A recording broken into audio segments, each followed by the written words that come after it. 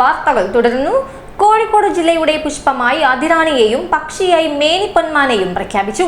മലബാർ റോസാണ് ജില്ലയുടെ ശലഭം. വൃക്ഷമായി ഈയകത്തെയും പൈതൃക വൃക്ഷമായി ഇന്ത്യനെയും പ്രഖ്യാപിച്ചു. ചടങ്ങ് മന്ത്രി കെ ശശീന്ദ്രൻ ഉദ്ഘാടനം ചെയ്തു. ജില്ലാ പഞ്ചായത്തിന്റെ ആഭിമുഖ്യത്തിലാണ് ജൈവ സ്പീഷീസ് പ്രഖ്യാപന ചടങ്ങ് സംഘടിപ്പിച്ചത്. ഇതുപ്രകാരം ഇനി കോഴിക്കോട് ജില്ലയുടെ അതിരാണിയായിരിക്കും ജില്ലയുടെ പുഷ്പം. പക്ഷിയായി മേനിപ്പൊന്മാനെയും പ്രഖ്യാപിച്ചു. ജലജീവിയായി നീർനായയെയും മത്സ്യമായി പാതാള പൂന്താരകനെയും മൃഗമായി ഈനാമ്പേച്ചിയെയും പ്രഖ്യാപിച്ചു.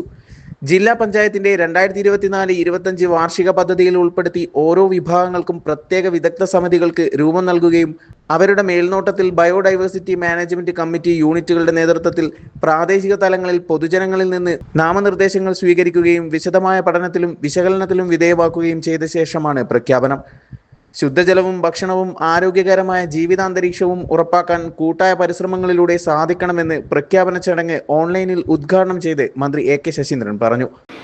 ശുദ്ധജലം, സുരക്ഷിത ഭക്ഷണം തുടങ്ങിയ അടിസ്ഥാന ആവശ്യങ്ങൾക്ക് പ്രയോജനകരമാകുന്ന തരത്തിൽ പ്രകൃതിയും ജൈവ വൈവിധ്യവും സംരക്ഷിക്കപ്പെടേണ്ടതുണ്ട്. അതിൻ്റെ ഭാഗമായി കോഴിക്കോട് ജില്ലാ പഞ്ചായത്ത് ജൈവ പരിപാലന സമിതികളും കൂട്ടായ പ്രവർത്തനവും നല്ല നിലയിൽ നടത്തിക്കൊണ്ടിരിക്കുകയാണ്. ഇവിടെ ഇതിൻ്റെ ഭാഗമായി ജില്ലയുടെ ഔദ്യോഗിക ജൈവ പ്രതീകങ്ങൾ പ്രഖ്യാപിക്കാൻ പോവുകയാണ്. ജില്ലയുടേതായ ഔദ്യോഗിക മൃഗം, ജില്ലാ വൃക്ഷം, ജില്ലാ ജലജീവി, ജില്ലാ പക്ഷി, ജില്ലാ പുഷ്പം, ജില്ലാ ചിത്രശലഭം, ജില്ലാ മത്സ്യം, ജില്ലയുടെ പൈതൃക വൃക്ഷം എന്നിങ്ങനെ 8 വിഭാഗങ്ങളിലായിട്ടാണ് ഈ പ്രഖ്യാപനം നടത്താൻ ഒരുങ്ങുന്നത്. ഇത് തികച്ചും ശ്രദ്ധേയമായതും വൈവിധ്യം നിറഞ്ഞതുമായ ഒരു പരിപാടിയാണ്.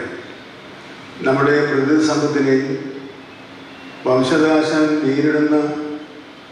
നേരിടുന്നതും പ്രാദേശിക കൂടുതലുമല്ല സാംസ്കാരിക മൂല്യം കൂടുതലുമായ ഇനങ്ങളാണ് ജില്ലയിലെ ഔദ്യോഗിക ഇനങ്ങളായി പ്രഖ്യാപിക്കാൻ പോകുന്നത്.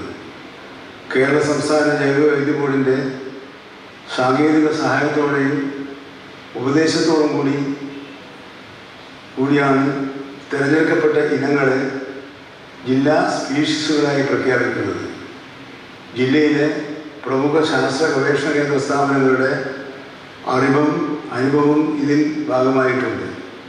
ജില്ലയുടെ സമ്പന്നമായ ജൈവവൈവിധ്യത്തിനും പ്രകൃതി പൈതൃകത്തിനും തെളിവാകുന്ന രേഖയായിരിക്കും പ്രസ്തുത കണ്ടെത്തൽ. ഈ ജീവിതത്തിൽ ലോകം നേരിടുന്ന ഏറ്റവും ഗുരുതരമായ ഒരു പ്രശ്നത്തോട് ക്രിയാത്മകമായി പ്രതികരിക്കാനാണ് ജില്ലാ പഞ്ചായത്ത് ശ്രമിച്ചിട്ടുള്ളത്. കോഴിക്കോട് സമുദ്ര കമ്മ്യൂണിറ്റി ഹാളിൽ നടന്ന ചടങ്ങിൽ ജില്ലാ പഞ്ചായത്ത് പ്രസിഡന്റ് ഷീജ ശശി അധ്യക്ഷത വഹിച്ചു. Corporation mayor doctor Beena Philip, Ahammad Devarkovil MLA, social forestry conservator R Keerthi, സംസ്ഥാന ജൈവ വൈവിധ്യ board chairman doctor N Anilkumar, member secretary doctor V Balakrishnan, ജില്ലാ പഞ്ചായത്ത് സ്റ്റാൻഡിംഗ് കമ്മിറ്റി അംഗങ്ങളായ KV Reena, VP Jameela, PP Nisha, P Surendran, അംഗങ്ങളായ IP Rajesh, P Surendran, MP Sivanandan, Nasar estate Mukku തുടങ്ങിയവർ സംസാരിച്ചു. ജില്ലാ panchayat vice president advocate P Gavas സ്വാഗതവും ജില്ലാ കോർഡിനേറ്റർ ഡോക്ടർ P മഞ്ജു നന്ദിയും പറഞ്ഞു. ACV news, Kozhikode.